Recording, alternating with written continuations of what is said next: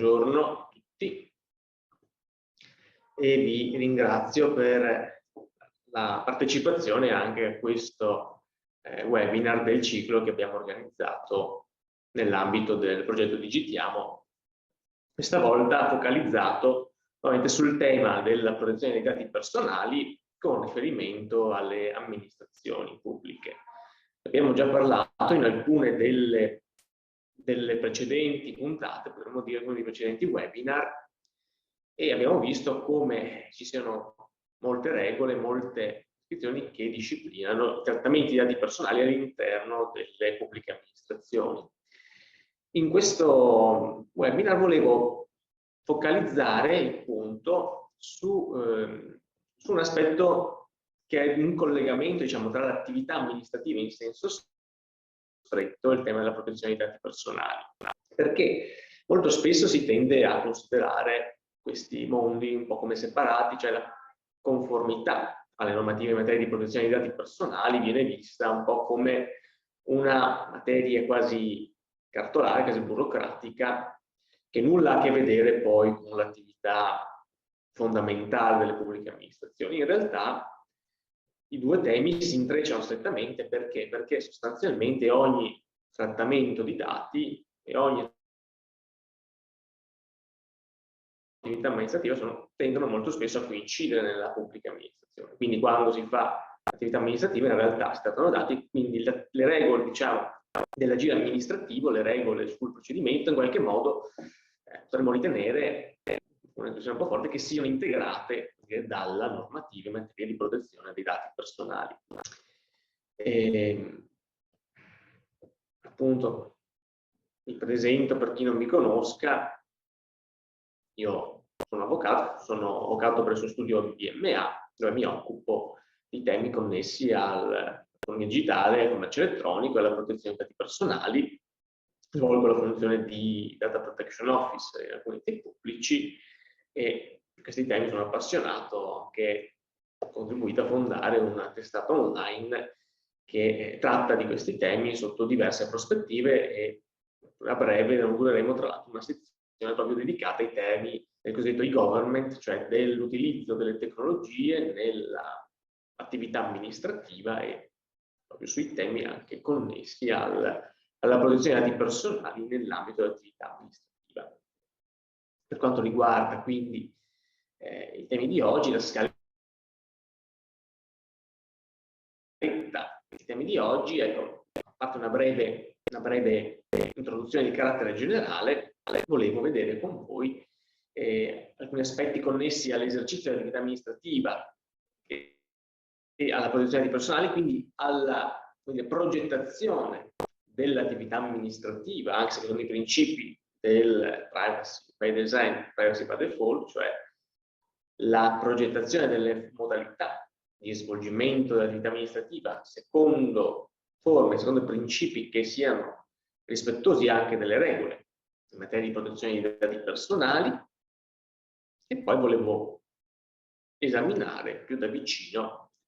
alcune particolari categorie di trattamenti che vengono effettuate all'interno della pubblica amministrazione, che hanno molto spesso una rilevanza anche di fronte all'autorità amministrativa, al garante della protezione dei dati personali, in relazione appunto a quell'intreccio tra attività amministrativa e protezione dei dati personali, in particolare temi legati alla diffusione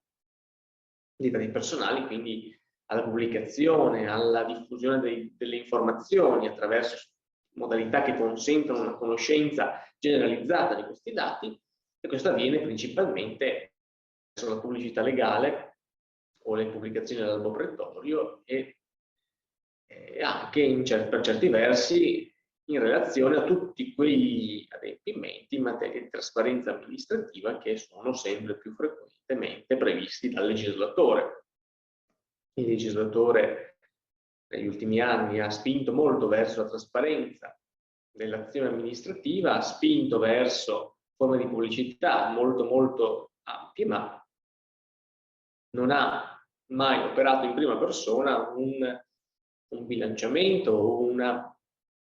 non ha mai dettato regole puntuali su come contemperare le esigenze di pubblicità e trasparenza alle esigenze di protezione dei dati personali, immettendosi molto spesso a clausole di stile, clausole di rinvio che fanno salva la normativa in materia di protezione dei dati personali, quindi scaricando essenzialmente sulle amministrazioni, sui singoli operatori, l'ingrato compito di trovare il giusto bilanciamento e quindi svolgere questa attività doverosa nel rispetto anche della normativa in materia di protezione dei dati personali. E un altro tema che molto si collega a questo grande filone è quello dell'accesso civico e l'accesso agli atti, quindi le interferenze tra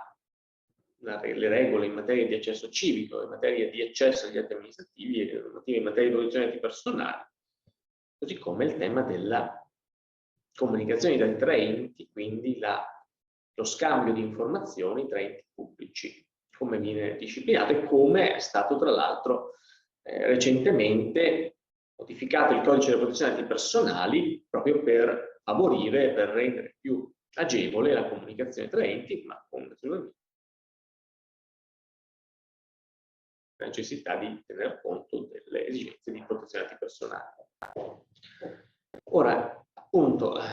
trattando in via generale, diciamo, l'importanza, l'intensità dei trattamenti di dati personali che si svolgono all'interno della pubblica amministrazione forse è un tema che potremmo dare per scontato, no? L'attività amministrativa tocca tantissimi aspetti della vita delle persone, della vita dei cittadini o degli utenti dei servizi pubblici, ed è fondamentale che sia svolta correttamente nel rispetto di tutte le prescrizioni, sia di legge, quelle che regolano l'agire amministrativo, sia di quelle che regolano la protezione dei dati personali. Quando non avviene correttamente quando non viene svolta correttamente questa attività amministrativa, si possono giungere a risultati anche eclatanti. Io ho riportato un ritaglio di un giornale che riporta una storia molto simpatica per certi versi, che ha avuto risalto nella cronaca locale,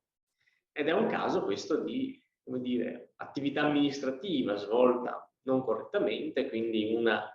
non esatta probabilmente iscrizione nei registri anagrafici, che ha delle ripercussioni anche sul tema della protezione dei dati personali, quindi sulla correttezza delle informazioni, sull'esattezza delle informazioni riportate nei registri e quindi anche sulla possibilità per gli interessati di accedere a determinate prestazioni. Qui si parlano di questa persona che è stata registrata per molti anni come coniugata con un omonimo della sua moglie, della sua ex moglie, quindi un'errata indicazione che non si sa se fosse dovuta alla trascrizione del matrimonio nei registri dello Stato civile, se fosse un errore connesso ai sistemi dell'amministrazione finanziaria, che l'articolo non lo specifica, che però ha portato a questo collegamento tra le due persone che aveva incidenza anche poi sull'accesso ad alcune prestazioni assistenziali o anche all'indicazione degli assegni familiari, quindi con ripercussioni anche, diciamo, fiscali, tributarie, con la necessità ogni volta di provvedere a una rettificazione delle informazioni che erano salvate in modo non corretto nei registri della pubblica amministrazione. Questo è un po' un esempio estremo, forse un esempio un po', dire, un caso giornalistico, ma che fa capire come la pubblica amministrazione fa effettua trattamenti di dati che hanno un'incidenza molto pesante nella vita di tutti i giorni delle persone. Parliamo poi di casi ancora più estremi. Potremmo fare un esempio anche quanto riguarda il trattamento dei dati sanitari, anche all'interno dei presidi ospedalieri. La pubblica amministrazione in quel caso accoglie i dati relativi alle cartelle mediche, li ordina e li utilizza per effettuare le prescrizioni di trattamenti medicinali. Che lì l'importanza che l'attività amministrativa sia svolta in modo corretto, quindi i dati siano correttamente registrati, tenuti, siano messi a riparo da violazioni che possono incidere sulla loro integrità e esattezza è fondamentale, perché attività amministrativa, attività dell'amministrazione sanitaria fatta sulla base di dati non corretti può portare per esempio a prescrizioni, trattamenti non corretti, a prescrizione di farmaci non adatti alla persona, magari causando delle reazioni avverse, quindi impattando molto pesantemente la sfera dell'integrità fisica della persona, la sfera della salute. E quindi, appunto, fatti un po' questi esempi di carattere generale, ma chi di voi lavora nella pubblica amministrazione può, con la mente, può scorrere a tutte le attività che fa ogni giorno e capire che effettivamente le attività sono molte, sono tutte comunque connesse all'utilizzo di dati di persone che sono tratti da fonti diverse, sono magari salvate in tempi diversi, sono quindi dati che vengono trattati, raccolti e hanno un ciclo di vita anche magari molto lungo all'interno della pubblica amministrazione. Ecco l'importanza quindi che questi dati siano trattati in modo correttamente, perché anche dal corretto modo di trattare i dati personali deriva un corretto svolgimento dell'attività amministrativa. Quindi i dati personali della pubblica amministrazione dovrebbero essere correttamente trattati per tutto il loro ciclo di vita, a partire dalla raccolta, quindi quando si acquisiscono questi dati personali possono essere acquisiti sia presso gli interessati medesimi, pensiamo al classico caso della persona che compila il modulo per accedere a una determinata prestazione o per richiedere un certificato di qualche tipo, oppure presso terzi, presso altre amministrazioni, per esempio. Poi l'utilizzo di questi dati effettivamente per l'attività amministrativa, dati che devono essere trattati, si deve verificare che siano pertinenti, che siano aggiornati, che siano esatti, e tutto questo appunto ha un riflesso sia per il fatto che occorre che questi dati siano trattati correttamente, perché il procedimento si svolga secondo i criteri di legalità, ma anche perché ci sono norme in materia di protezione dei personali che lo prevedono. Siamo nella diffusione, della comunicazione, quindi quando questi dati che sono conservati da un'amministrazione che è titolare del trattamento, vengono comunicati a un altro ente, un altro soggetto o diffusi presso il pubblico, ecco, anche qui devono adottarsi delle adeguate garanzie a tutela delle persone fisiche, alla conservazione dei dati, quindi al mantenimento di questi dati negli archivi dell'amministrazione e anche poi a tutta la gestione degli archivi e quindi tutto il ciclo di vita dei documenti amministrativi secondo le regole che sono previste puntualmente dalle fonti. Abbiamo tra l'altro visto in uno dei webinar, penso di gennaio, proprio il tema della conservazione e della gestione degli archivi dei dati delle pubbliche amministrazioni. Quindi quando si tratta di capire quali sono le norme applicabili ai trattamenti di dati personali nella pubblica amministrazione, possiamo pensare a diversi livelli, sia un livello molto molto alto, il livello dei principi fondamentali,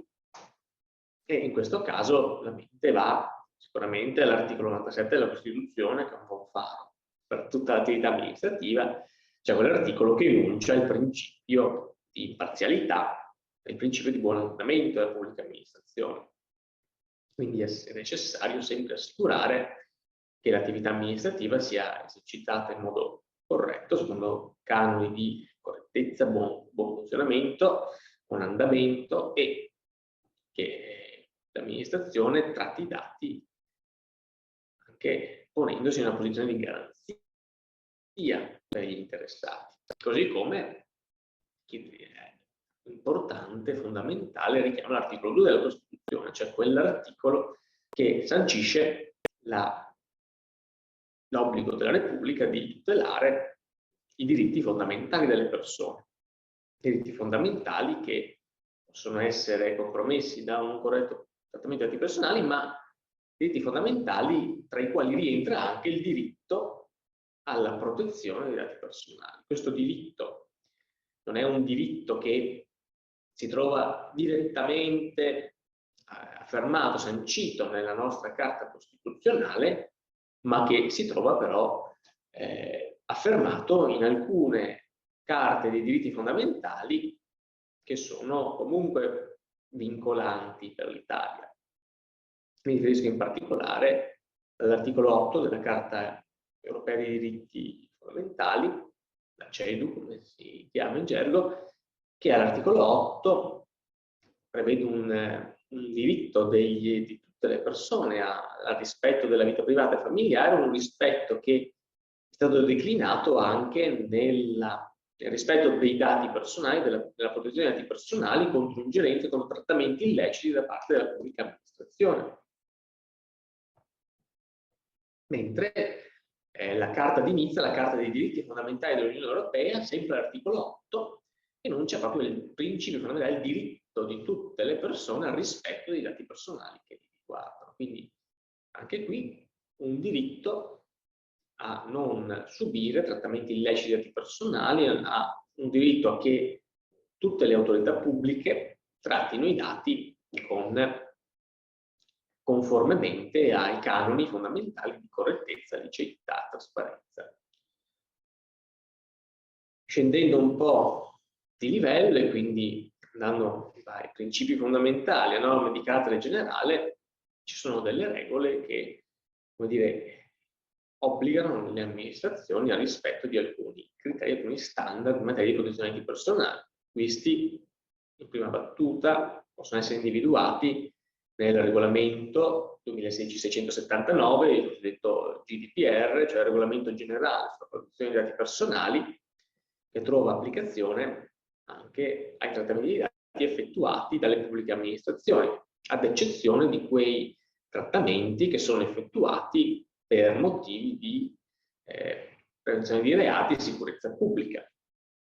che però non sono, come dire, liberi da ogni vincolo, non sono totalmente liberalizzati, ma che sono invece come dire,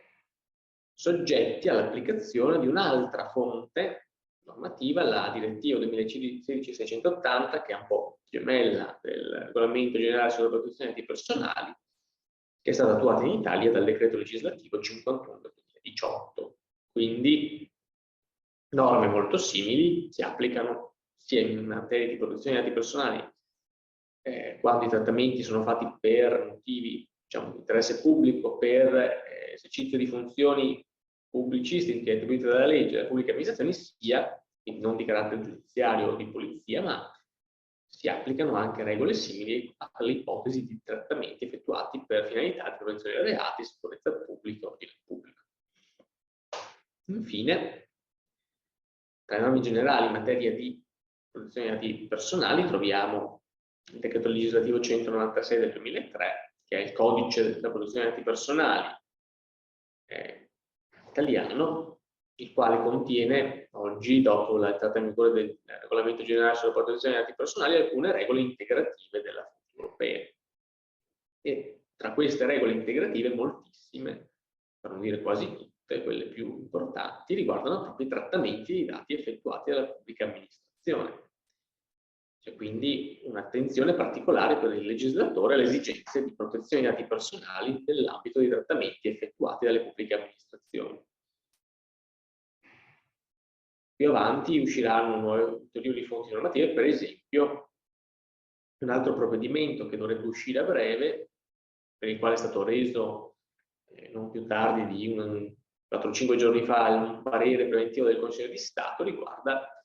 quel decreto che dovrebbe nel dettaglio disciplinare i trattamenti di dati sensibili giudiziari, quindi i reati riferiti a procedimenti penali, condanne e simili, per cui ci saranno delle norme ulteriori rivolte a tutti i titolari dei trattamenti e anche le pubbliche amministrazioni dovranno in qualche modo prendere conoscenza di quelle norme e capire come integrare i loro modelli di trattamenti di dati personali. E poi possono esserci norme speciali relative ai singoli trattamenti, ai singoli procedimenti che possono incidere sulle modalità attraverso le quali i trattamenti di dati vengono effettuati per l'esecuzione di compiti di interesse pubblico, per lo svolgimento di procedimenti amministrativi. Per esempio, esiste tutto un insieme di regole tecniche che riguardano certe categorie di trattamenti, esistono norme, ad esempio,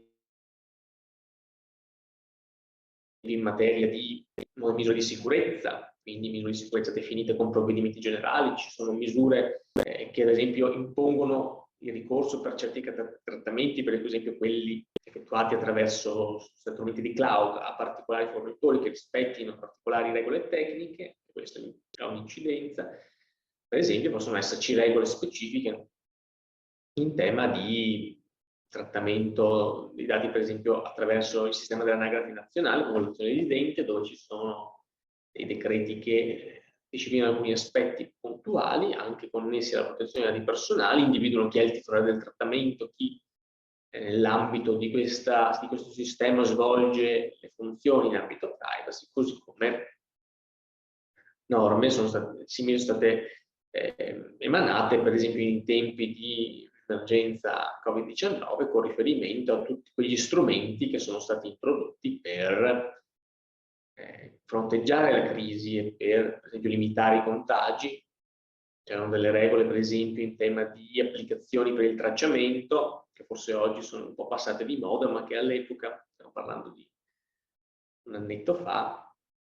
erano molto, molto discusse anche sotto il profilo della protezione dei dati personali, che oggi forse nessuno ci pensa più tanto, perché non si sono rivelate probabilmente così efficaci. Così come, cioè uno dice, non si sono rivelate efficaci perché le norme sulla protezione dei dati personali ne hanno schiacciato ogni potenziale, diciamo, sono varie opinioni, però appunto si era posto il problema e norme specifiche erano state poste. Così come ci sono state delle regole, ad esempio quando si è trattato di imporre il controllo delle certificazioni verde in tutti i luoghi di lavoro, in tutti i luoghi di lavoro pubblici. Quindi il quadro normativo in realtà è, potremmo dire, quasi il consueto, quindi quando parliamo di protezione dei dati personali, insomma, queste sono le norme fondamentali quando non ci troviamo in particolari contesti molto molto specifici dove magari entrano in funzione altre norme dettate ad esempio per quelle amministrazioni che svolgono attività particolarmente strategiche e delicate, cioè tutte per esempio le amministrazioni comprese nel perimetro nazionale di sicurezza cibernetica o altri trattamenti molto molto specifici. Un po' esulano dall'ambito di questo webinar, che vuole invece, visto il tempo che ci si può dedicare, insomma, guardare alle norme fondamentali, quelle che trovano applicazione poi nella generalità dei casi. E quindi anche nell'esercizio dell'attività amministrativa ci troviamo nella necessità di rispettare i principi fondamentali di liceità, correttezza e trasparenza, limitazione delle finalità per i quali i dati sono trattati, di minimizzazione dei dati trattati, il principio dell'esattezza, quindi della necessità di fare sì che i dati trattati siano sempre esatti, quindi che i trattamenti, i procedimenti amministrativi si svolgano su dati corretti, perché chiaramente un procedimento amministrativo che si svolge su dati inesatti porta poi a provvedimenti che sono totalmente anche viziati. Il principio della limitazione della conservazione, cioè del fatto che comunque i dati trattati anche per queste finalità siano conservati per un tempo congruo rispetto alle finalità per cui sono stati trattati, e il principio di integrità e riservatezza, il quale abbiamo anche qui discusso lungamente. Si tratta del principio che impone, per esempio, l'adozione di misure tecniche di sicurezza e misure organizzative volte ad assicurare che non ci siano compromissioni dell'integrità dei dati, quindi che i dati che sono raccolti, trattati, archiviati dalle amministrazioni restino quelli, diciamo, oggetto del raccolto, quelli oggetto dell'operazione, quindi non intervengano fattori strani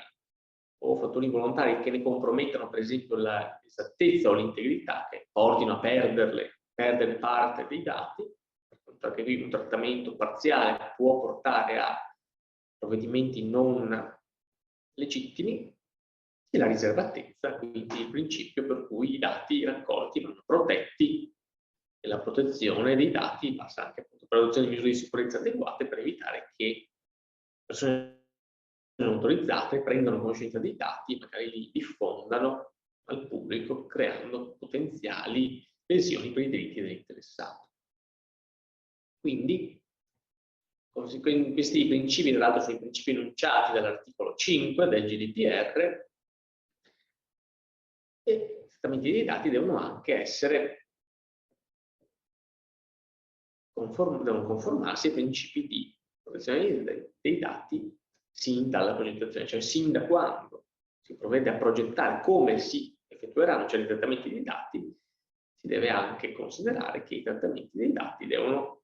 essere immaginati in modo tale da rispettare tutte le regole che presiedono la protezione dei dati personali. Quindi adesso, calati un po' questi principi generali, proviamo a calarli un po' nel concreto, non fare degli esempi proprio in relazione all'interferenza che c'è tra le regole in materia di protezione dei dati personali e le regole che riguardano il procedimento amministrativo. Per esempio, in tema di liceità. Il principio di liceità cosa dice? Dice che i dati devono essere acquisiti e trattati in base ad una adeguata base giuridica. Quindi devono esserci delle norme che consentano anche all'amministrazione di effettuare certi trattamenti per finalità, per esempio, di pubblico interesse o per esercitare un compito connesso all'esercizio di pubblici poteri, per cui tipicamente l'attività amministrativa è un'attività che viene svolta proprio perché si collega ai pubblici poteri attribuiti dalla legge all'amministrazione, ecco che in questo caso comunque i trattamenti, i dati che sono necessari per svolgere l'attività amministrativa devono trovare il loro fondamento in una base giuridica che dica appunto quali trattamenti possono essere fatti, con che modalità, a quali condizioni e con che limiti. Anche di questo abbiamo discusso, esiste una regola generale inserita nel codice della protezione dei dati personali che individua quali possono essere le basi giuridiche sulle quali possono essere fondati trattamenti di questo genere da parte delle pubbliche amministrazioni. Abbiamo visto che devono essere norme di leggi che attribuiscono un potere all'amministrazione, che quindi disciplinano l'attività amministrativa, regolamenti, atti integrativi o atti amministrativi generali che possono anche qui introdurre ulteriori specificazioni rispetto all'esercizio di poteri amministrativi comunque attribuiti dalla legge. La legge normalmente è comunque il primo fondamento di questi trattamenti. Allora, in materia di liceità dei trattamenti e di adeguatezza e conformità della base giuridica, ho pensato a un esempio che, diciamo, riguarda, attinto da un caso che ho affrontato personalmente qualche anno fa, relativo ai limiti dell'esercizio di alcuni poteri previsti da basi giuridiche, basi normative. In particolare, se pensiamo alla legge 689 dell'81, cioè la legge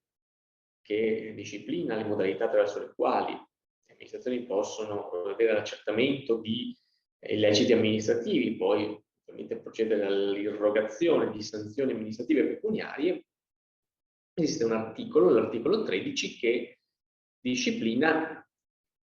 l'esercizio dei poteri di accertamento. Quindi come possono le amministrazioni accertare violazioni alle norme che sono, come dire, presidiate da sanzioni amministrative pecuniarie. La legge, l'articolo 13, dice che gli organi addetti al controllo sull'osservanza delle disposizioni per la cui violazione è prevista la sanzione amministrativa del pagamento di una somma di denaro possono, per l'accertamento delle violazioni di rispettiva competenza, assumere informazioni, quindi assumere informazioni, fare verbali, raccogliere informazioni da persone o attraverso anche altri strumenti. Qui magari le modalità e le fonti possono essere specificate da fonti secondarie, procedere a ispezioni di cose, di luoghi diversi dalla privata dimora, quindi effettuare delle ispezioni di persona, quindi i funzionari possono effettuare dei rilievi, accedere a dei luoghi, fare delle ispezioni, ma in luoghi diversi dalla privata dimora, quindi essenzialmente luoghi non luoghi aperti al pubblico, tipicamente l'esterno o locali pubblici, ma non luoghi di filiata dimora, fare rilievi di segnaletici, descrittivi fotografici, non ogni altra operazione tecnica, quindi documentare nelle modalità così indicate i risultati anche delle ispezioni effettuate.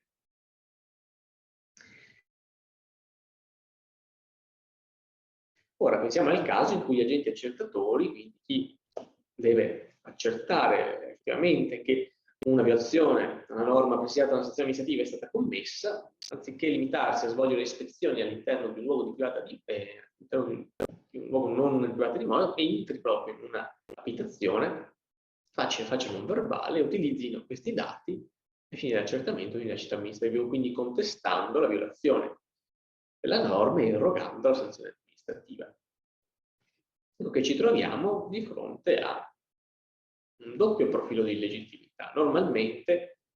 quello che si contesta, quello che poi è sempre la prima preoccupazione per anche il destinatario del provvedimento, è quello di contestare l'irrogazione della sanzione amministrativa e quindi cosa potrebbe fare? Potrebbe impugnare atto verbale o atto di irrogazione, dicendo l'amministrazione ha accertato l'illecito con modalità non conformi, ha quindi, ha mal utilizzato il potere attribuito dalla legge, quindi l'atto amministrativo è illegittimo. Questo è effettivamente. Quindi questa violazione è una violazione che prima di tutto è violazione di legge e vizia il provvedimento amministrativo adottato e quindi diventa annullabile. Posso fare ricorso al giudice di pace e con buona probabilità il giudice di pace mi annullerà questo provvedimento. Ma questo profilo di legittimità non si limita soltanto all'aspetto di violazione della norma che disciplina le condizioni per l'esercizio del potere sanzionatorio della pubblica amministrazione. Se la guardiamo in trasparenza, quindi se guardiamo a un livello, diciamo, fondamentale, potremmo dire, cioè quello che sta alla base di questa attività provvedimentale, potremmo anche ravvisare una violazione delle regole sul trattamento dei dati personali, cioè nel acquisire queste informazioni, nel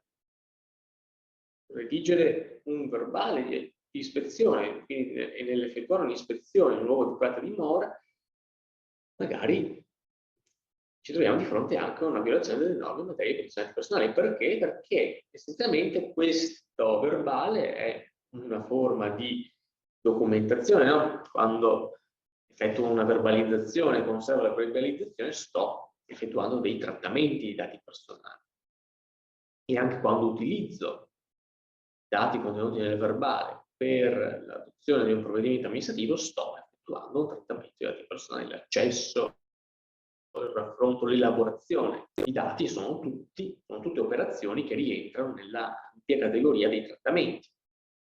Ed ecco quindi che, compiendo questa attività, l'amministrazione effettua anche dei trattamenti in assenza di una base giuridica, perché la base giuridica invocata non è in grado di coprire questa tipologia di trattamenti e quindi ci troviamo di fronte a delle conseguenze. Per esempio, la conseguenza del trattamento illecito è l'inutilizzabilità dei dati personali raccolti, che quindi non possono essere utilizzati dall'amministrazione, non potevano essere utilizzati dall'amministrazione nemmeno per istruttoria, per l'adozione del provvedimento sanzionatorio. E ancora l'illegittimità si ridonda anche sulla conservazione, quindi non potevo trattare i dati, non potevo raccoglierli, anzitutto non potevo raccoglierli, non potevo trattarli e non posso neanche conservarli, perché appunto li ho raccolti ma in assenza di un'adeguata base giuridica. E quindi questo doppio livello potrebbe portare anche a una doppia valutazione di responsabilità, no? Cioè c'è un filone che potrebbe portare a un procedimento di opposizione alla sanzione amministrativa e quindi portare all'annullamento del provvedimento, ma a monte si potrebbe contestare il corretto utilizzo delle norme in materia di protezione dei personali, quindi che l'attività stessa, il comportamento stesso dell'amministrazione sia comunque lesivo anche di queste norme, quindi magari portare all'apertura di un procedimento davanti al garante, a una contestazione di un trattamento illecito dei dati. Due livelli, diciamo, diversi che possono portare alla proposta delle parallele, ma entrambi appunto rilevanti, quindi la stessa attività che può essere sia un'attività amministrativa legittima, può essere anche un'attività che porta a trattamenti illeciti dei dati, così come possiamo anche immaginare che l'inutilizzabilità dei dati derivante dal trattamento illecito sia essa stessa un ulteriore motivo di invalidità del provvedimento amministrativo, e quindi anche se io volessi farlo valere, potrei farlo valere come vizio di legittimità del provvedimento amministrativo, perché appunto attiene al modo attraverso il quale l'amministrazione ha compiuto l'attività amministrativa, non rispettando tutte le regole di azione previste dalla legge. Ancora, un altro tema che è molto attuale, che riguarda appunto il rispetto dei principi fondamentali, riguarda il rispetto del principio di trasparenza. La trasparenza riguarda appunto il modo attraverso il quale l'amministrazione deve rendere conoscibili le modalità del proprio operato. Ne parla molto, sono fatte molte leggi per assicurare la trasparenza dell'attività amministrativa. Ciò significa che gli interessati, gli utenti, che sono anche i cittadini, devono poter conoscere quanto più possibile come l'amministrazione opera, come effettua le attività che le sono affidate, e questo sia per, in primo luogo, assicurare la partecipazione democratica, potremmo dire, per consentire ai cittadini di avere consapevolezza di come l'attività amministrativa è svolta, quindi anche per l'esercizio di, ad esempio, un sindacato magari politico, magari un sindacato collegato all'efficacia, all'efficienza o alla corretta implementazione di tutti i principi fondamentali in materia di esercizio dell'attività amministrativa, ma che può esserci trasparente, può essere detto il principio di trasparenza anche sotto la lente della protezione dei dati personali, come diritto degli interessati, degli utenti interessati, dei destinatari di provvedimenti amministrativi, che sono anche interessati perché sono le persone fisiche alle quali si riferiscono i dati personali trattati dall'amministrazione, diritto di conoscere quali sono i dati che vengono trattati dall'amministrazione, come vengono trattati, sulla base di che criteri, per quale finalità. E un tema che è molto attuale, sul quale si sta discutendo anche in sede giurisprudenziale, è il tema della conoscenza, della trasparenza rispetto a quelle forme di trattamento automatizzato. Sempre più spesso si implementano all'interno dell'amministrazione dei sistemi che consentono di svolgere dei trattamenti automatici o semiautomatici. Pensiamo a tutti quelle applicazioni basate sugli algoritmi, per esempio, quindi che sono in grado di elaborare autonomamente alcune informazioni per giungere a un esito. Per esempio, inserisco, nel caso in cui stiamo parlando di per esempio, inserisco alcuni dati relativi agli idonei a ricoprire certe funzioni. Siamo chi poteva svolgere le funzioni di direttore scolastico, no? E sulla base di alcuni elementi, di alcuni criteri che ho predeterminato, quindi sulla base di un algoritmo, non è che una serie di istruzioni che do a una macchina, istruzioni che sono io che elaboro come amministrazione, no? Quindi sono un po' i criteri dell'agire amministrativo, potremmo dire. Attraverso questi algoritmi ho un esito, cioè un esito ad esempio di una graduatoria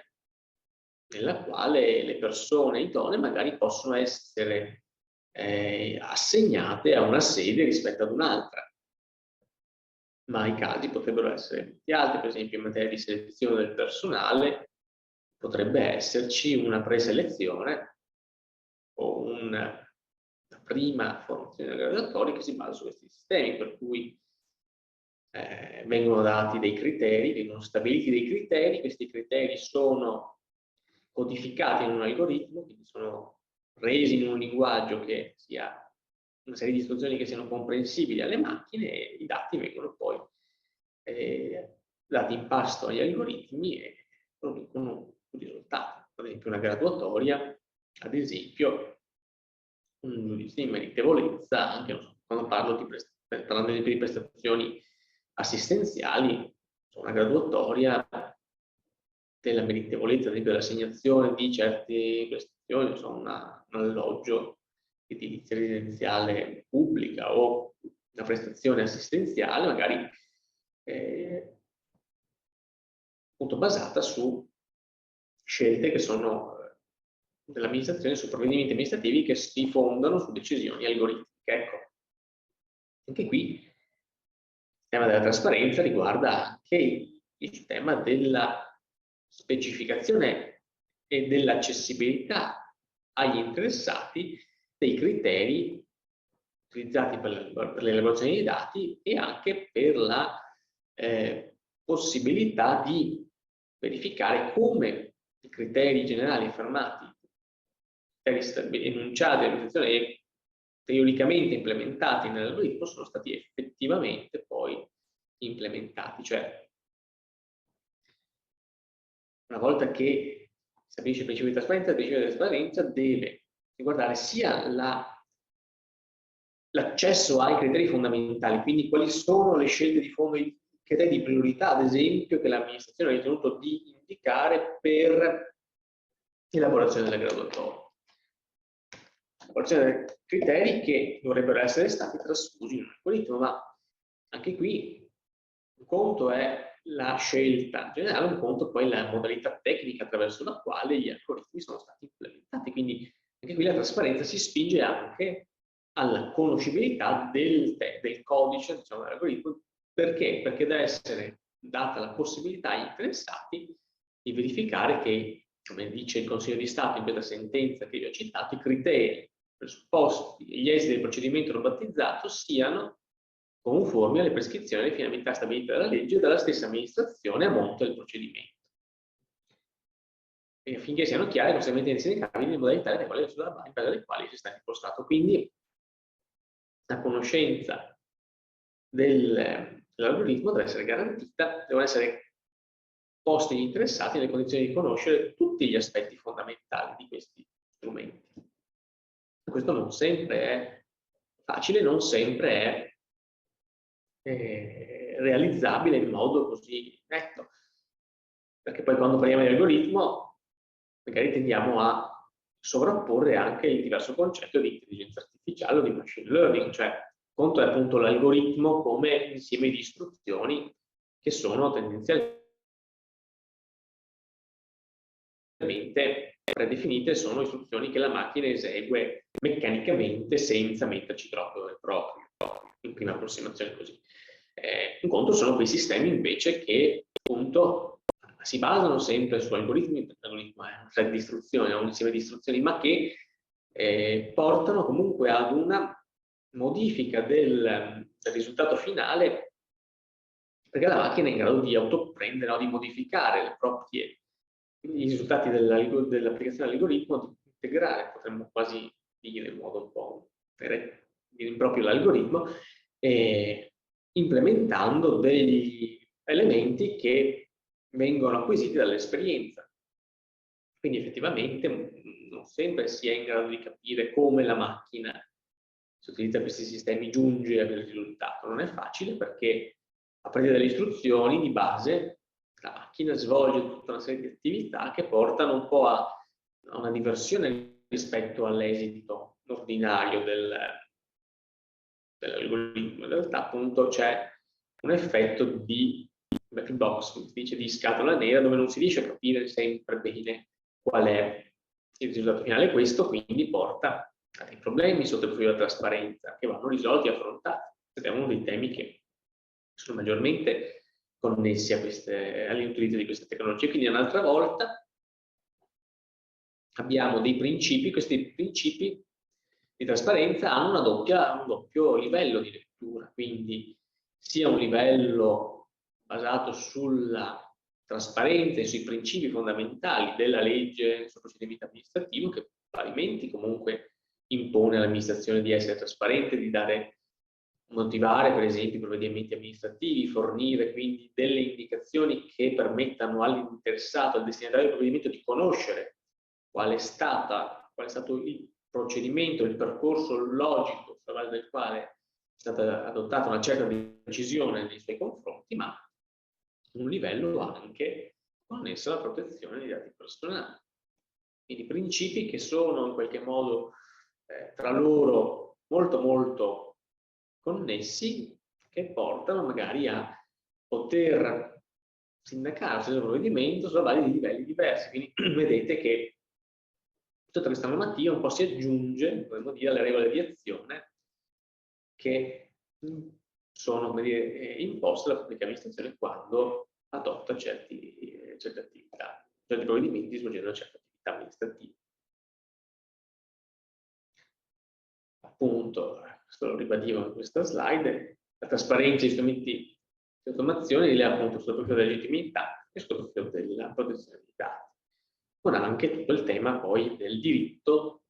per esempio, di prestare un'adeguata informativa all'interessato, quindi fargli capire bene quali sono i potenziali impatti, ma anche un dovere di valutare questi impatti. Quindi anche qui un dovere di effettuare quella valutazione preliminare, quella detta di PIA, la valutazione di impatto sulla protezione personale. Quindi se si intende implementare sistemi di trattamento dati funzionali allo svolgimento dei poteri amministrativi, magari sono basati su tecnologie innovative, su strumenti innovativi, ecco che c'è un obbligo, ora questo è un obbligo puntuale stabilito dal regolamento e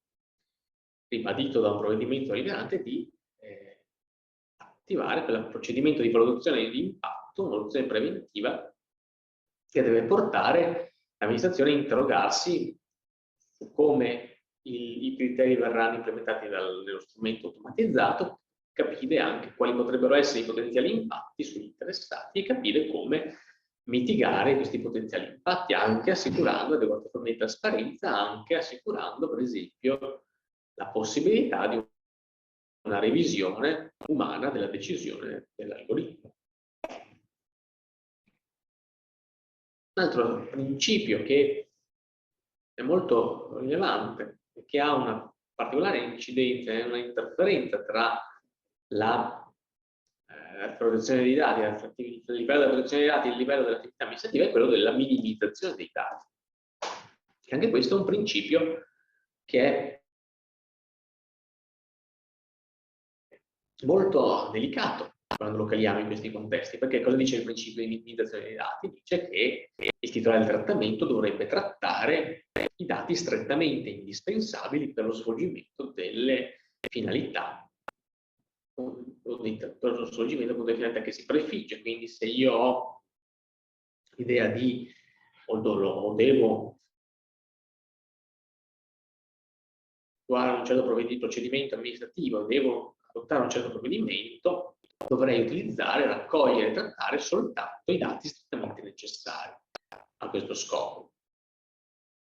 Quindi, in relazione alle finalità che devo perseguire, dovrei selezionare i dati che raccolgo e che tratto. Ma questo può portare un po' a delle questioni, per esempio in ambito di come impostare l'istruttoria. Quando magari svolgo l'istruttoria,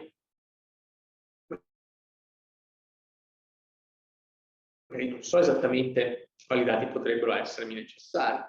non so quali verbalizzare, quali conservare o quali potrebbero essere ragionevolmente necessari. Certo esistono delle regole generali, dei principi di buon senso, certo esiste, per dire, in certi casi, chiaramente se devo acquisire un modulo per una certificazione che non riguarda aspetti, non so, legati alla famiglia, magari non devo chiedere all'interessato di fornirmi dati che magari sono anche già relativi al suo stato civile, al suo stato di famiglia, perché appunto duplico, tutto perché dovrei conoscerli io, magari se sono in comune o il registro dello stato civile, oppure se questi dati non sono necessari, mi trovo di fronte a una raccolta di dati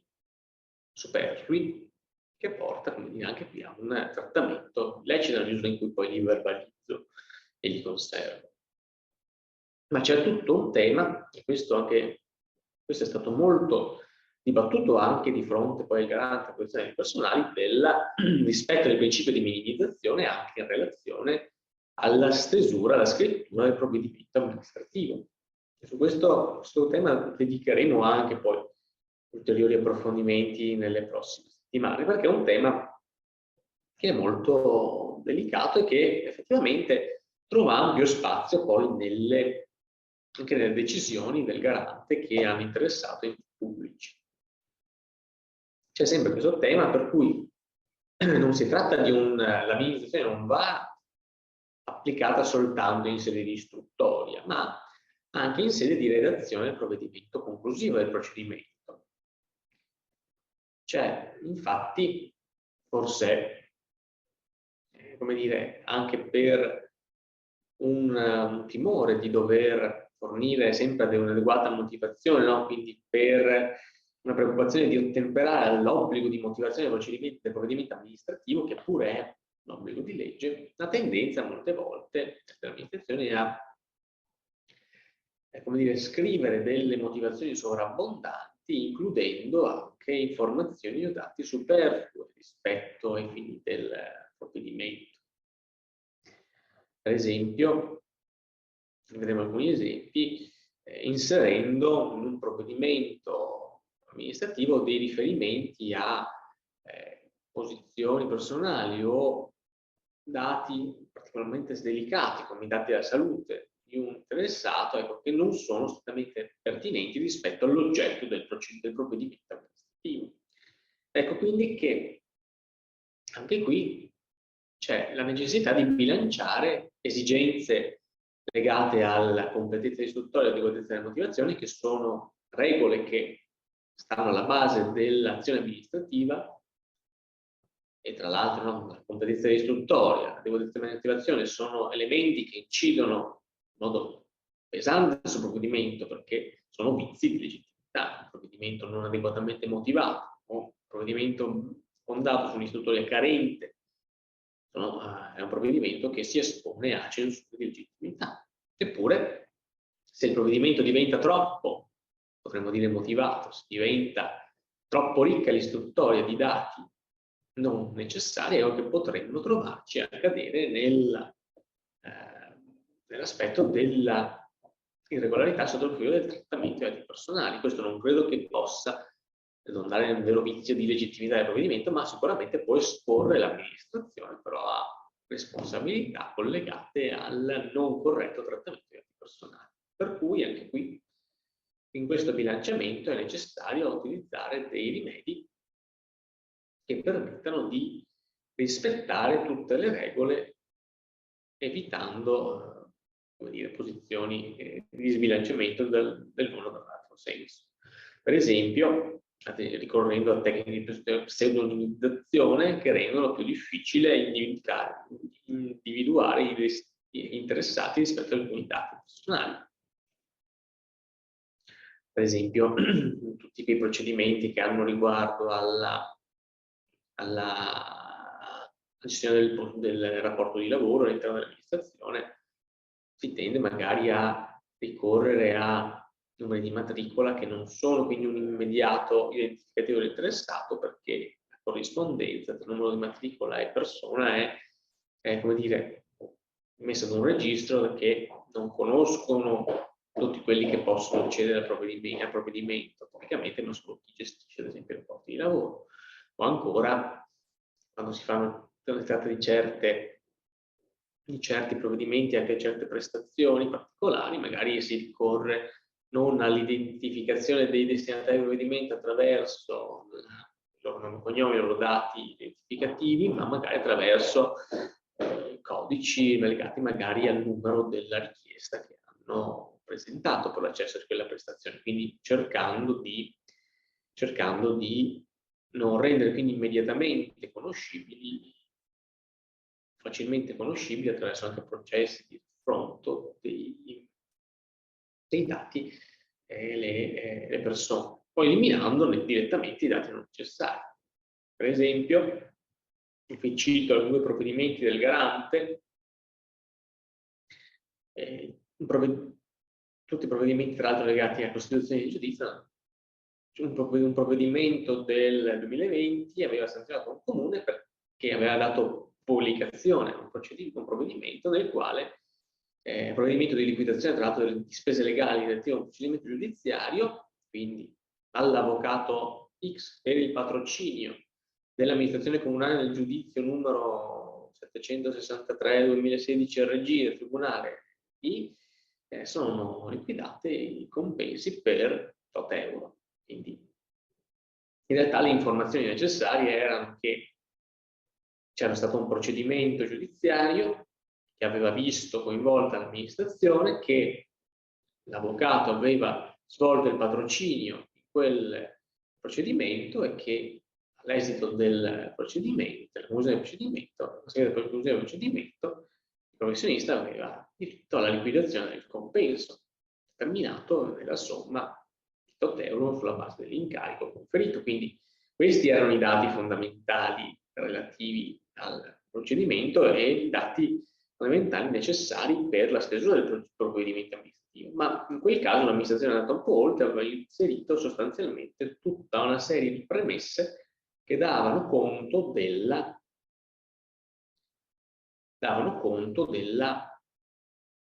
storia del procedimento, quindi di che cosa era successo, chi era l'interessato e perché aveva il giudizio. Questo naturalmente aveva portato a un trattamento di dati eccedenti quelli strettamente necessari per la redazione di quel provvedimento amministrativo, e ha portato quindi anche tra l'altro a far conoscere nuovamente tutta la storia personale dell'interessato, quindi con una violazione della confidenzialità di quei dati. Quindi anche qui ci troviamo di fronte a una violazione di un principio fondamentale del trattamento dei dati dovuto a una non corretta stesura, non corretta redazione del provvedimento amministrativo e quindi un non corretto esercizio del potere amministrativo. Così, anche più di recente, in un altro provvedimento del gennaio 2021, proprio per far vedere che in fin dei conti non si tratta di un caso così isolato o come dire,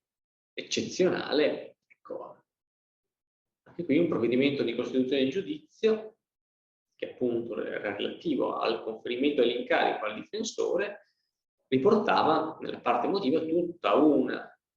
narrativa relativa appunto alla storia del giudizio, chi erano le parti, perché agivano, cosa chiedevano, tutte cose che però sono superflue rispetto allo scopo di quel provvedimento, che è dire: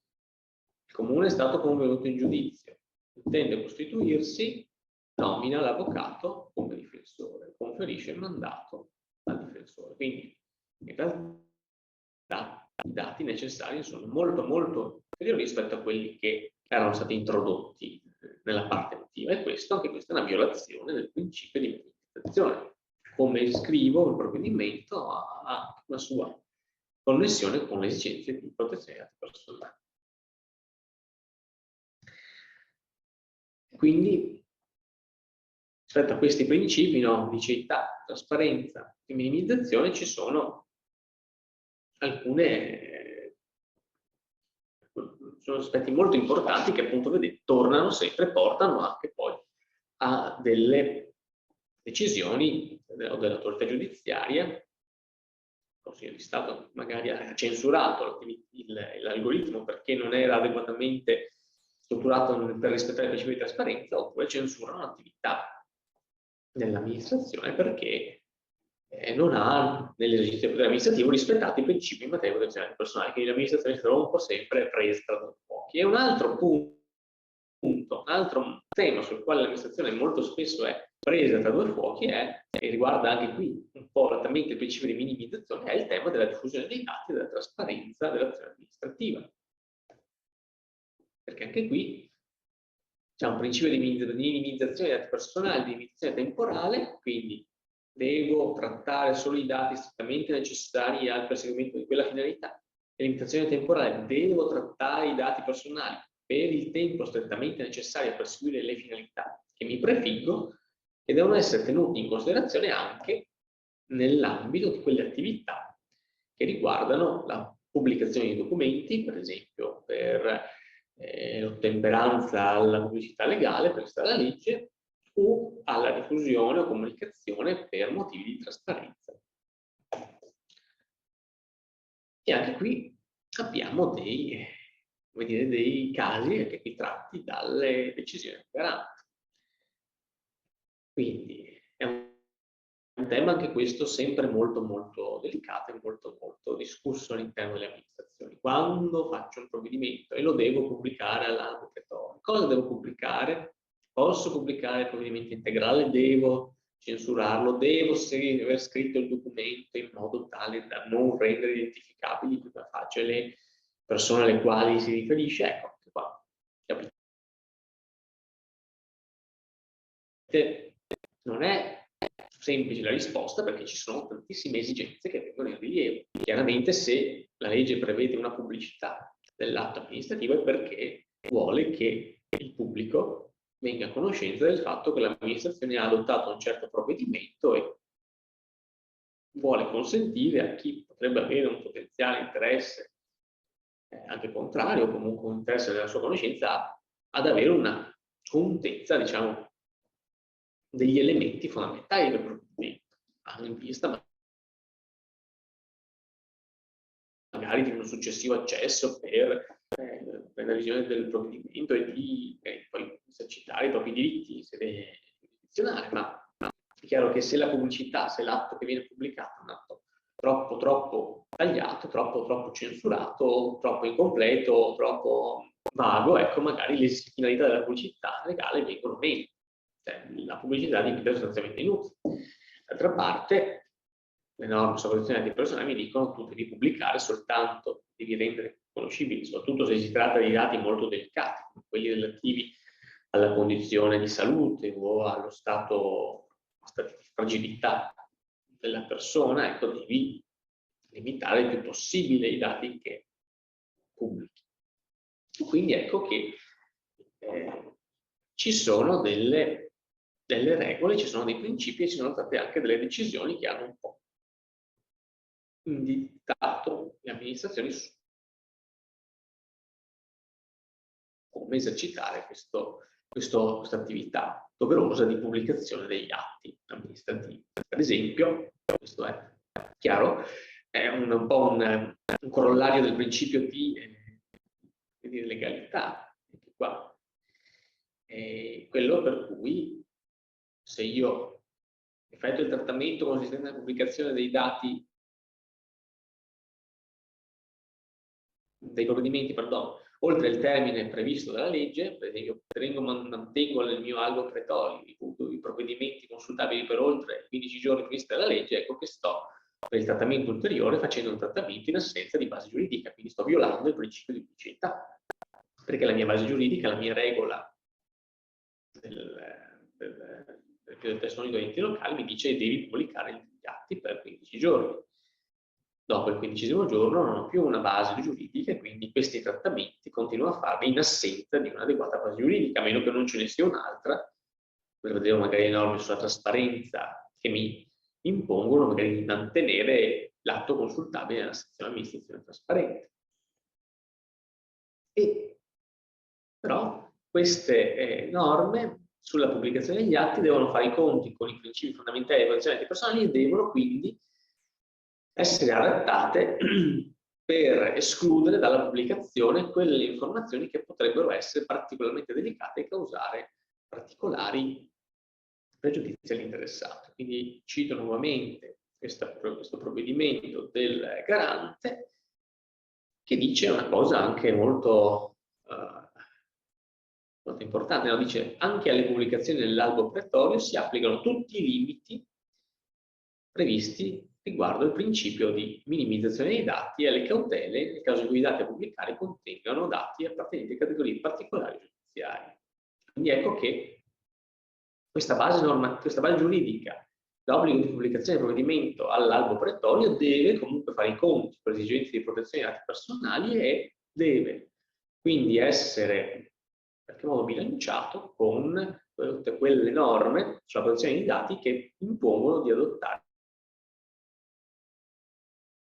particolari cautele quando si pubblicano informazioni relative allo stato di salute, all'appartenenza politica, sindacale, religiosa delle persone, che possono quindi essere attinendo alla sfera individuale, alla sfera più intima delle persone, che possono poi, in caso di pubblicazione non consentita o non corretta, ecco, portare a pregiudizi per gli interessati. E quindi si dice, nella determinazione che è stata pubblicata, che nel provvedimento oggetto di pubblicazione non avrebbero dovuto essere riportati i dati identificativi dell'interessato né altri dati di contesto che avrebbero potuto consentire l'identificazione della stessa. Quindi, come quell'esempio, riferimenti puntuali agli estremi di altri atti e documenti amministrativi. Quindi, qua,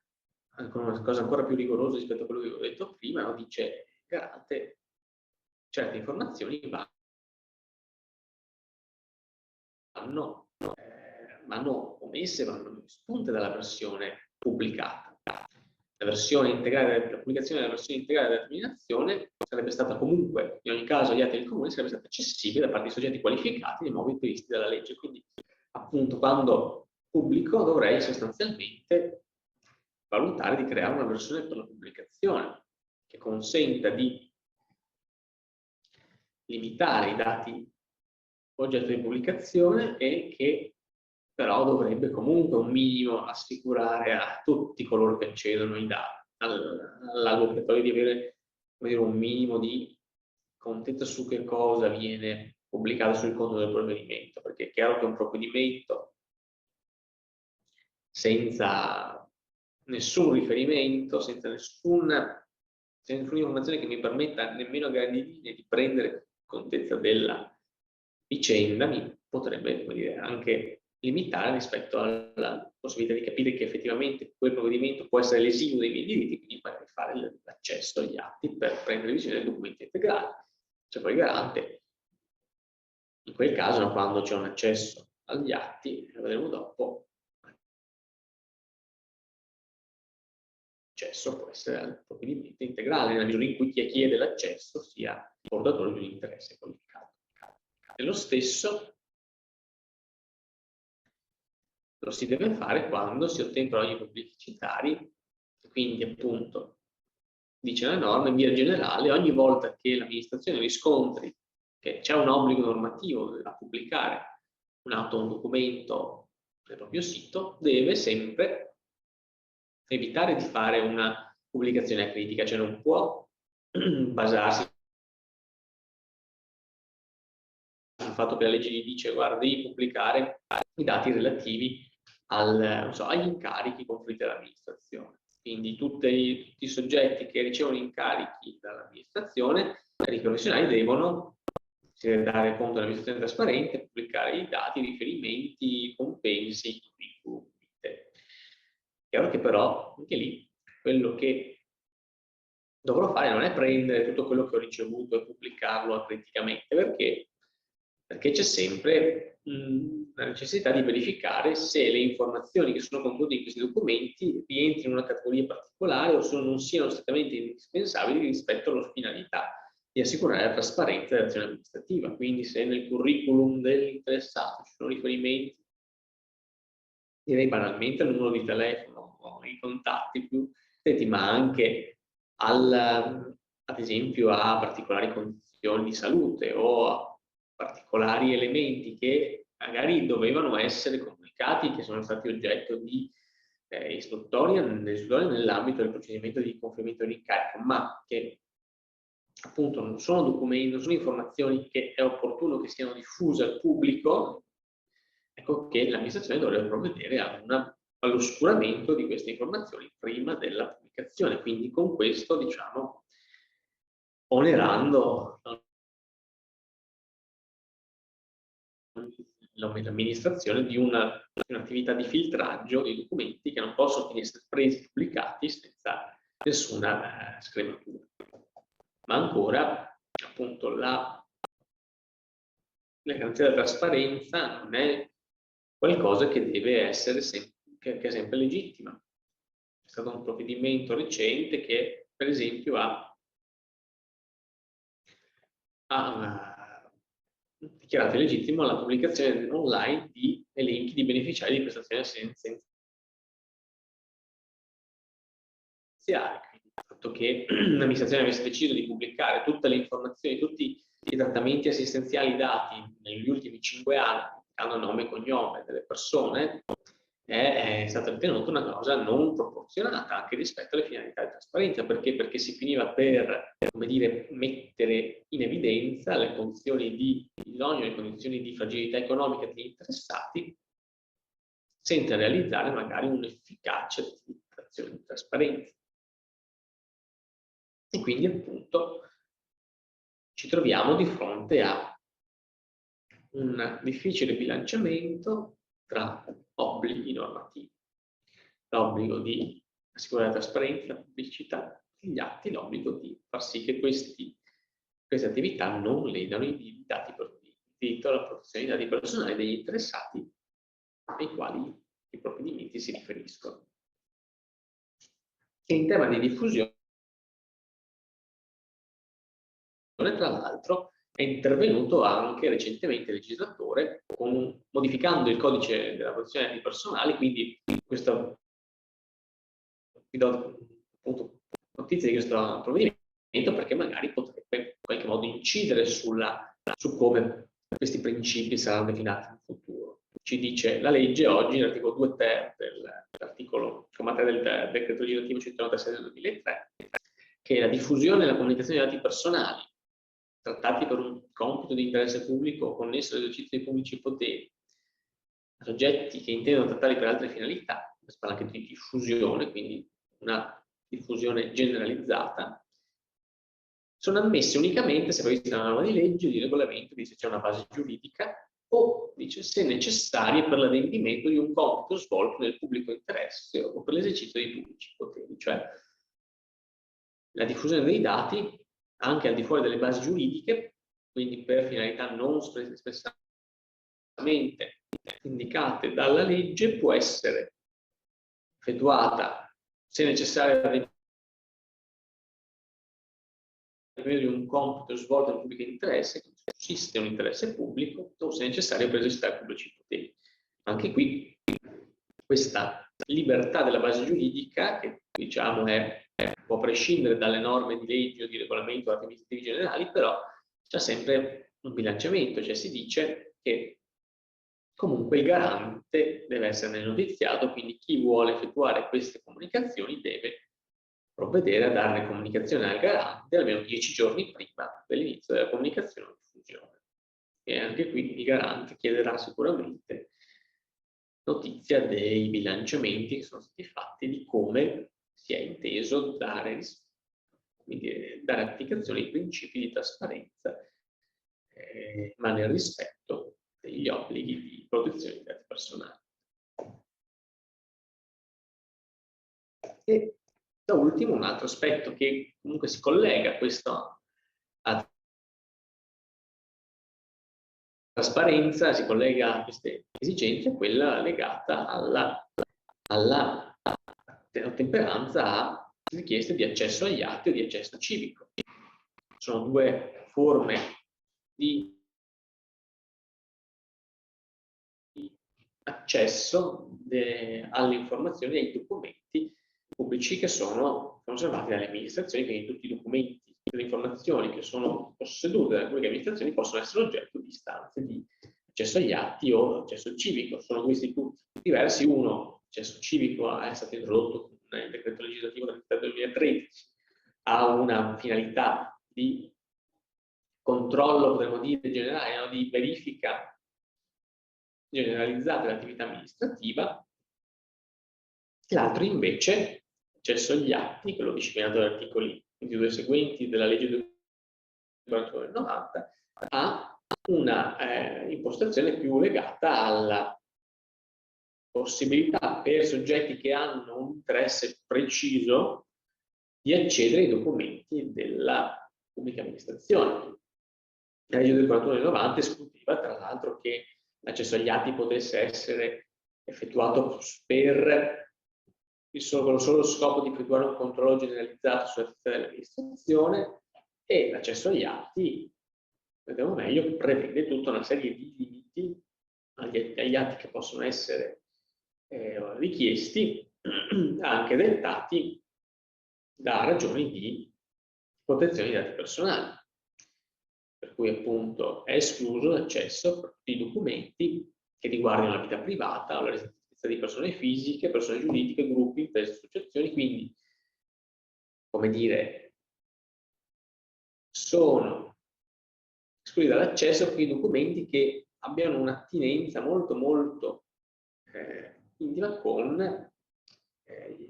persone fisiche, quindi che riguardino strettamente la loro sfera individuale, ma non soltanto appunto persone fisiche, quindi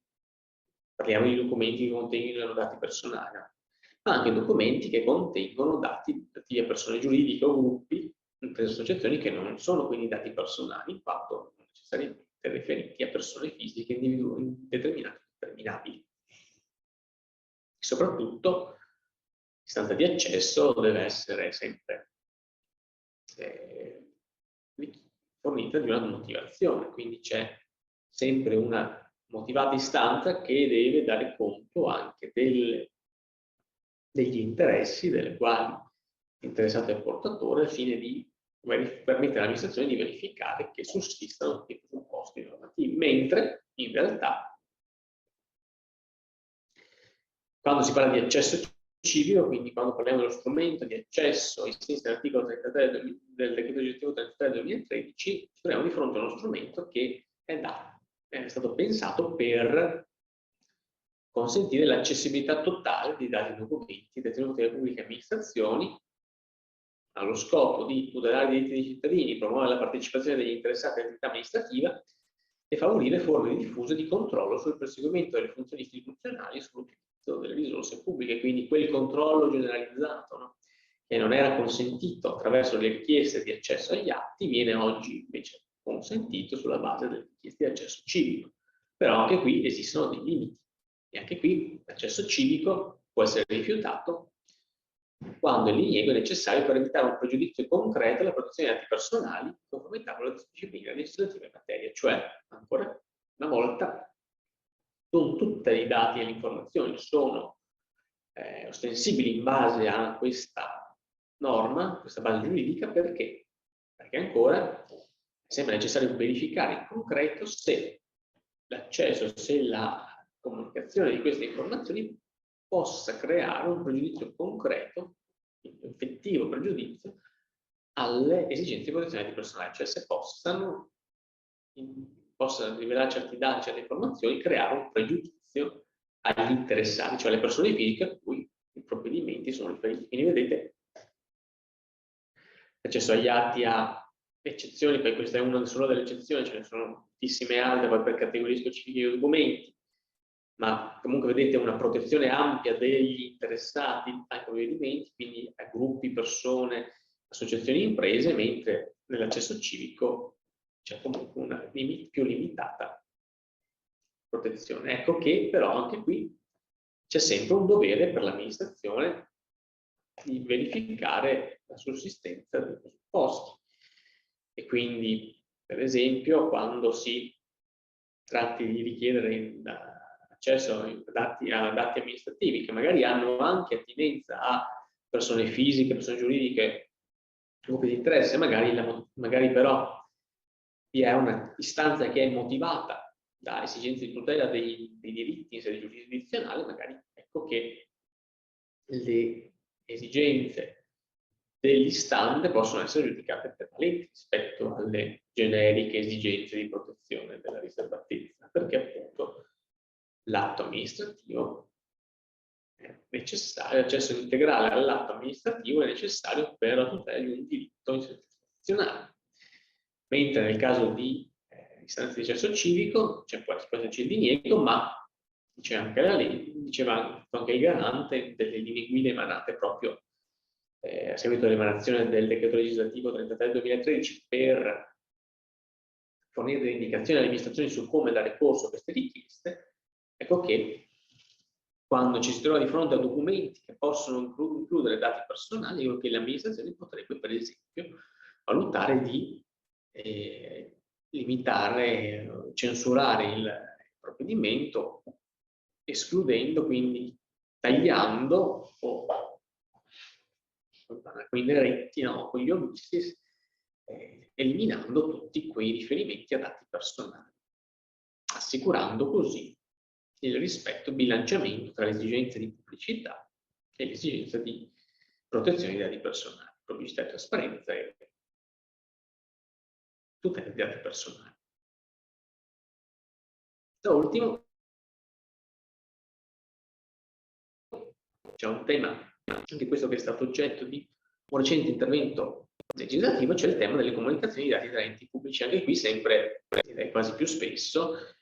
l'esercizio dell'attività amministrativa richiede anche che le amministrazioni pubbliche comunichino in modo efficace tra di loro e siano in grado di scambiarsi dati e informazioni per svolgere in modo adatto, adeguato le loro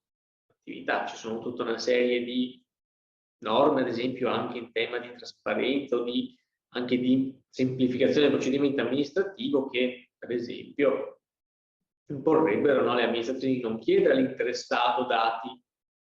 che l'amministrazione potrebbe già conoscere perché già raccolti, già gestiti nei propri archivi o comunque conoscibili attraverso la consultazione di altre banche dati pubblici o acquisibili comunque da altri enti pubblici. Così come molto spesso, soprattutto in ambito fiscale, vorrebbero molto, certe attività di pubblico interesse con l'esercizio di pubblici poteri, come la repressione dell'evasione fiscale, ecco, possono essere efficacemente compiute se portate dall'acquisizione di dati e di informazioni che magari derivano dalle banche dati di diversi enti pubblici, no? Incrociando dati reddituali con quelli legati, non so, al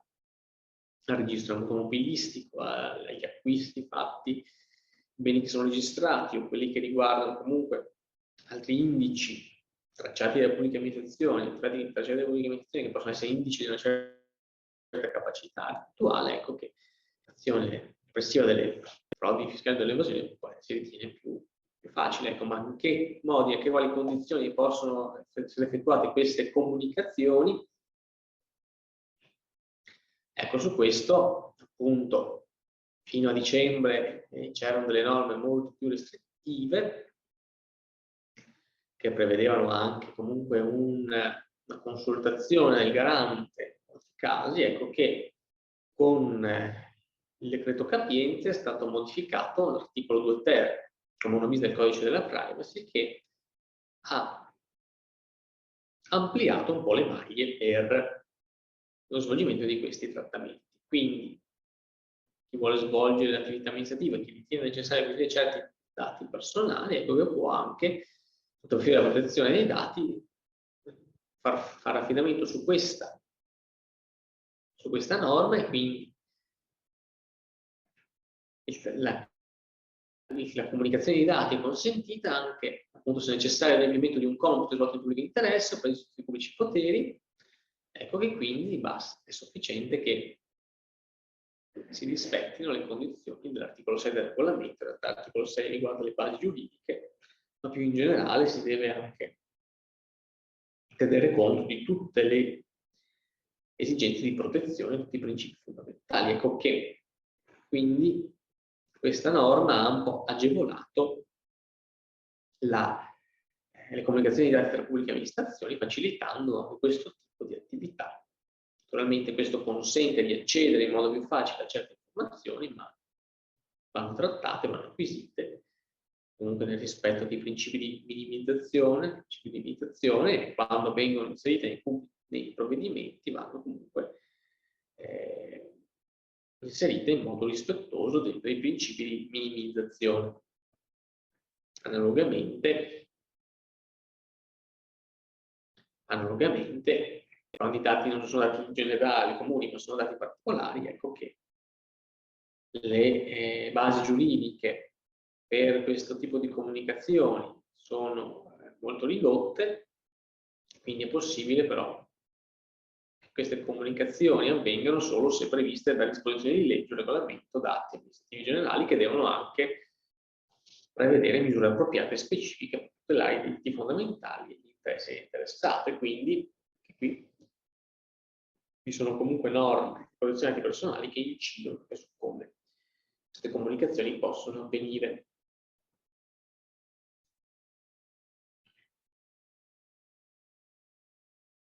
Da ultimo c'è il tema della comunicazione dei dati fra titolari che fanno trattamenti, ma anche a soggetti privati, quindi l'accesso alle informazioni da parte di soggetti privati. E anche qui esiste una norma che è stata modificata con il decreto capienze che consente le comunicazioni di dati fra titolari che effettuano trattamenti di dati personali comuni, comunque per l'esecuzione di un compito di interesse pubblico, e quindi anche qui valutazione di sussistenza di un interesse pubblico nelle finalità perseguite dai titolari, comunque consentita anche al di fuori di una base giuridica espressa, ma sempre purché ricorrano le condizioni previste dalla legge, quindi che ricorrano i principi che si rispettino i principi fondamentali in materia di protezione dei dati personali. Anche quindi una particolare forma di comunicazione riguarda la comunicazione, ad esempio, di dati estratti dai pubblici registri. Perché? Perché anche qui c'è un po' la tendenza, soprattutto dei privati, a ritenere che i pubblici registri siano accessibili senza limiti, senza nessuna limitazione in merito alle finalità per cui i dati possono essere poi utilizzati. Non è vero, ci sono diverse regole che sia limitano l'accesso a certe banche dati, a certi registri, ma anche che comunque, qualora i dati siano liberamente consultabili e accessibili, comunque limitano le finalità per cui possono essere utilizzati i dati. Quindi non perché, ad esempio, ho una banca dati, non so, la banca dati delle PEC, dove sono riportati tutti gli indirizzi di posta elettronica certificata dei professionisti e delle imprese, io posso utilizzare quegli indirizzi,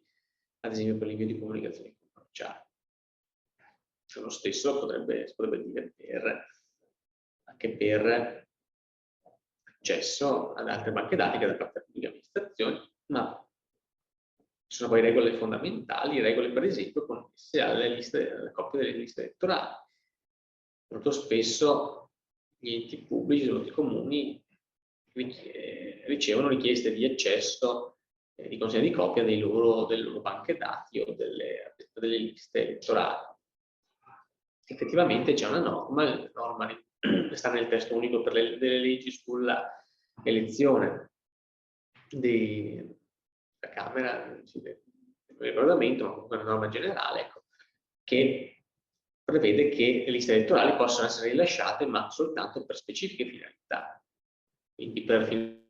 del disciplina in materia di elettorato attivo e passivo, finalità di studio, di ricerca statistica, scientifica, storica, carattere socio-assistenziale o per il perseguimento di interesse collettivo diffuso. Cosa si intende per interesse collettivo diffuso? Questo è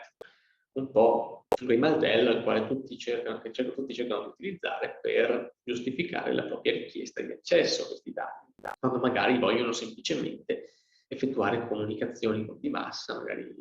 di commerciale o di autopromozione. Ecco qui che anche in questo caso non esiste una lista tassativa dei motivi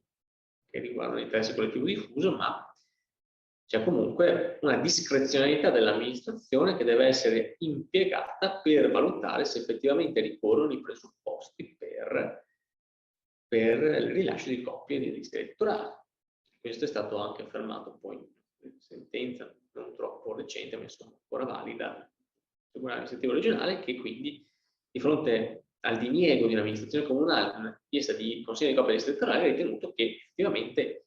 l'amministrazione aveva ben fatto e anzi doveva farlo perché era doveroso, verificare che le motivazioni poste a base della richiesta di rilascio della copia fossero effettivamente conformi alle condizioni previste dalla legge. E questa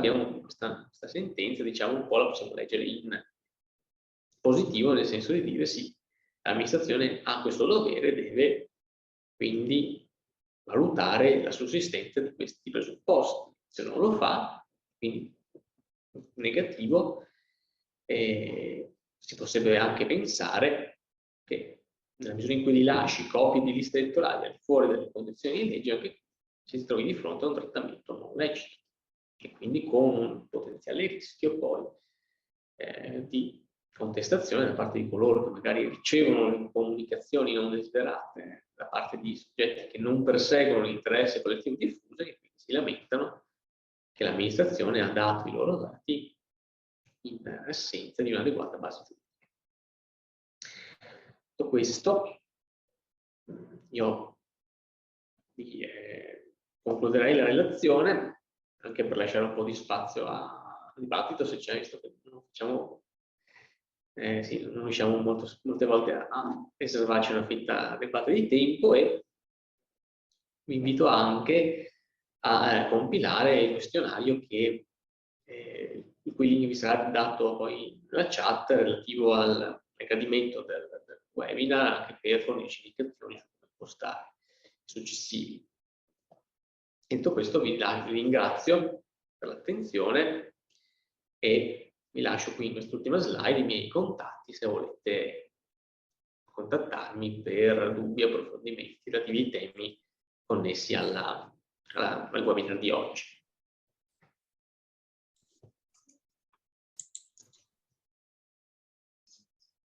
Allora, grazie Francesco. Ho visto che una collega prima ha messo in chat una domanda. Se cortesemente puoi rispondere. Allora, devo rispondere. I provvedimenti devono essere raccolti sono i dati ragionevolmente necessari, strettamente necessari. Esistono delle linee guida o comunque degli elenchi dove si indica cosa si intende per dati esattamente necessari. Mi spiace dare una delusione, no, non esistono, perché appunto tutto questo è chiaramente rimesso a discrezionalità dell'amministrazione, ma anche connesso allo specifico provvedimento. Poi appunto in quella slide un po' enfatizzato il tema, chiaramente facevo l'esempio, no? Sicuramente se vado sull'eclatante, se raccolgo, sto parlando dei dati, non so, per un procedimento edilizio non mi interessa nulla rispetto allo statuto di famiglia, rispetto a certi altri aspetti non strettamente connessi. Se sto raccogliendo, non so, delle informazioni per un procedimento legato a prestazione assistenziale, non so, sulla compartecipazione alla rete scolastica, magari non dovrò scendere troppo nel dettaglio su altri aspetti della vita familiare dell'interessato, tutto rimesso a un bilanciamento che va fatto anche un po' in senso, cioè il senso di questo principio è non raccogliere informazioni e dati che so già da subito che non mi serviranno assolutamente per fare la motivazione del provvedimento che vado a concludere. Così potremmo anche dire, no, se io ho per esempio questo il procedimento per la liquidazione delle spese dell'avvocato, ecco, magari, come facevo l'esempio prima, mi può interessare l'informazione relativa al fatto che pende il giudizio, che ha questo numero di ruolo, che effettivamente l'avvocato ha svolto la propria attività. Quindi mi chiedo i miei documenti, l'attività, tutto per esempio ciò che riguarda la vicenda sostanziale non mi interessa ai fini della liquidazione del compenso, quindi non dovrò raccogliere informazioni su chi era la parte, per chi agiva, per che diritti, eccetera, perché magari questo non ritiene strettamente il tema, devo pagare l'avvocato che mi ha difeso nel giudizio. Però, insomma, che sia un po' più chiaro, ecco, il tema. Okay.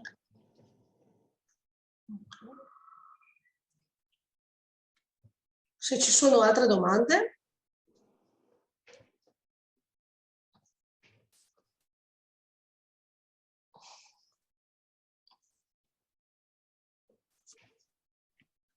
Non so.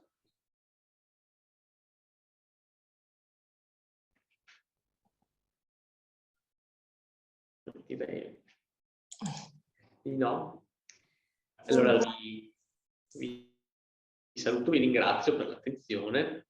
vi saluto e vi aspetto ai prossimi webinar. I prossimi saranno lunedì 21, dove parleremo di alcuni temi legati alla... Potrebbe chiedere una domanda, chiedere all'avvocato approfondimenti di altre tematiche? Sì, mandatemi una mail oppure scrivete anche a Marina e lei si farà, come dire, portatrice di Senz'altro. sicuramente anche tenerne conto, anche per i workshop che faremo poi, proprio sulla scrittura del provvedimento dedicheremo più una giornata al workshop, quindi cercherò anche magari di essere molto più interattivo rispetto al formato del webinar, mentre i prossimi webinar saranno lunedì sul tema dell'automatizzazione dei processi aziendali. Parleremo anche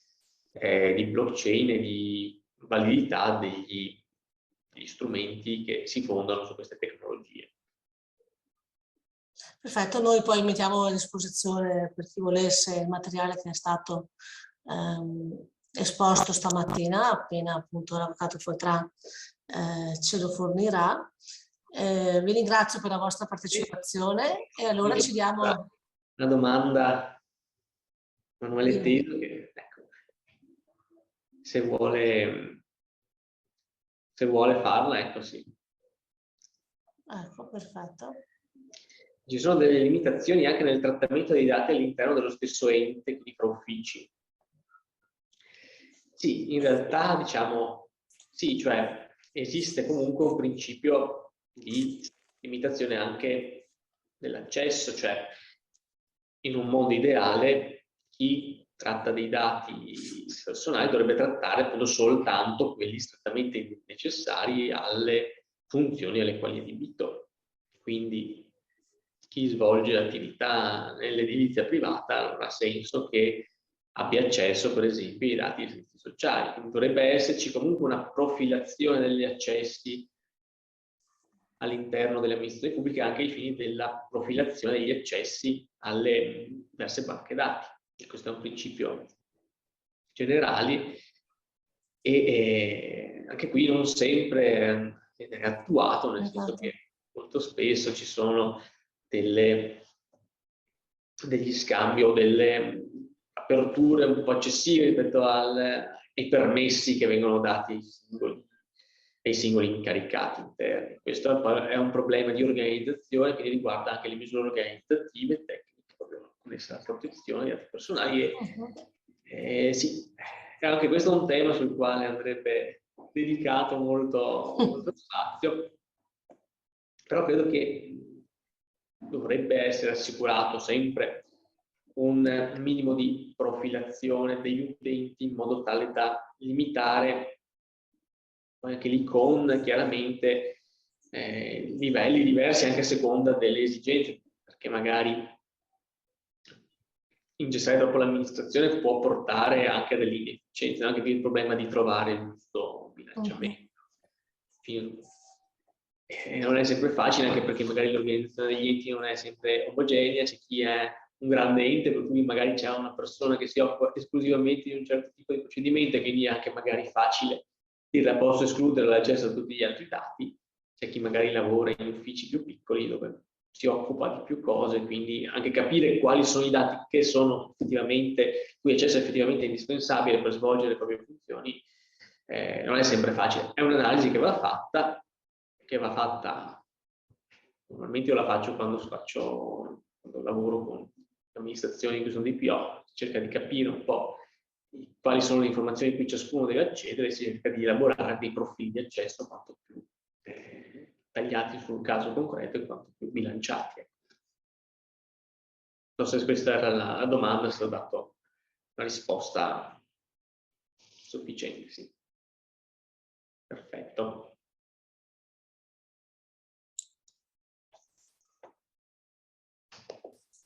Bene, allora Mi pare che non ci siano altre domande. Qualcun altro ha qualcos'altro da chiedere? No.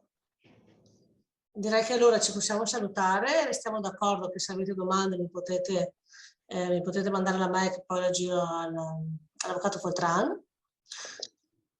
e ci diamo allora appuntamento, per chi ha piacere, ai eventi in calendario la prossima settimana, sempre con l'avvocato Foltran. Grazie a tutti della vostra partecipazione e arrivederci al prossimo evento. Grazie Francesco.